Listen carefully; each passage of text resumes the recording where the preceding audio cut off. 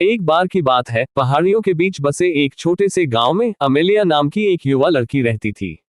Amelia अपनी संक्रामक हंसी और असीमित जिज्ञासा के लिए जानी जाती थी। उसका दिल सहानुभूति से भरा था और दुनिया में सकारात्मक बदलाव लाने की गहरी इच्छा थी। अमेलिया का गांव एक घनिष्ठ समुदाय था जहां हर कोई एक दूसरे को जानता था और एक दूसरे का ख्याल रखता था। ग्रामीण स्वयं को बनाए रखने के लिए खेती और शिल्प कौशल पर निर्भर होकर एक साधारण जीवन जीते थे। लेकिन उनकी संतुष्टि के बावजूद एक अंतर्निहित उदासी थी जो हवा में व्याप्त थी। एक दिन गांव में विनाशकारी सूखा पड़ा जिससे फसलें सूख गईं और पशुधन मर गया। कभी हरे भरे खेत बंजर भूमि में बदल गए और ग्रामीणों को भूख और निराशा के आसन खतरे का सामना करना पड़ा। भय और हताशा उनके दिलों पर हावी होने लगी। अमेलिया अपने प्रियजनों को पीड़ित होते नहीं देख सकती थी, इसलिए उसने मामले को अपने हाथों में लेने का फैसला किया। अटूट दृढ़ संकल्प के साथ वह गांव की दुर्दशा का समाधान खोजने के लिए यात्रा पर निकल पड़ी। उसने कठिन इलाके को पार किया, चिलचिलाती धूप से जूझते हुए और अज्ञात का सामना करते हुए। कई दिनों की कठिन यात्रा के बाद अमेलिया की नजर एक छिपी हुई गुफा में रहने वाले एक बुद्धिमान बूढ़े ऋषि पर पड़ी। ऋषि, जिनके पास भूमि और उसके रहस्यों का गहरा ज्ञान था, ने अमेलिया की दुर्दशा को ध्यान से सुना।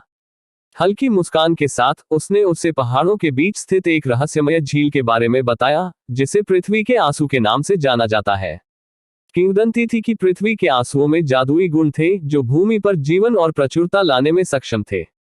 हालांकि कहा जाता है कि झील की रक्षा एक शक्तिशाली प्राणी द्वारा की जाती थी, एक संरक्षक जो किसी के इरादों की शुद्धता को महसूस करने की क्षमता रखता था। आगे की चुनौतियों से घबराए बिना अमेलिया ऊंचे पहाड़ों की ओर चल पड़ी। वह अपने दृढ़ संकल्प के साथ मार्गदर्शक प्रकाश के रूप में कार्य करते हुए विश्वासघाती चट्टानों पर चढ़ गई। जैसे ही वह शिखर पर पहुंची, उसका स्वागत पृथ्वी के आंसुओं के विस्मयकारी दृश्य ने किया। पानी का एक झिलमिलाता शरीर जो हजारों पीढ़ियों की आशाओं और सपनों को समेटे हुए था। अपने शुद्ध इरादों को साबित करने के लिए अमेलिया को अभिभावक द्वारा निर्धारित परीक्षणों की एक श्रृंखला को सहन करना पड़ा। उसने अपने गहरे डर का सामना किया, अपने भीतर के राक्षसों से लड़ाई की और हर बाधा पर विजय पाकर वह और अधिक मजबूत होकर उभरी। अंत में वह अभिभावक के सामने खड़ी हुई, जिसने उसकी आत्मा में झांककर धोखे का कोई निशान खोजा। अमेलिया के अटूट संकल्प और निस्वार्थता से प्रेरित होकर अभिभावक ने उसे पृथ्वी के आंसू इकट्ठा करने की अनुमति दी। हाथ में एक छोटी सी शीशी लेकर अमेलिया ने सावधानीपूर्वक उसे जादुई पानी से भर दिया और अपनी नसों के माध्यम से इसकी ऊर्जा प्रवाह को महसूस किया। वह जानती थी कि उसे जल्दी से अपने गांव वापस जाना होगा और आंसुओं के भीतर छिपी उपचार शक्ति को उजागर करना होगा। जैसे ही वह गांव वापस आई, अमेलिया को सबसे हृदय विदारक दृश्य का सामना करना पड़ा। भूख और निराशा से कमजोर हो चुके ग्रामीण धीरे धीरे उम्मीद खो रहे थे। लेकिन जब उनकी नजर धरती के आंसुओं से भरी शीशी ले जा रही अमेलिया पर पड़ी, तो उनकी आंखों में आशा की एक चिंगारी जल उठी।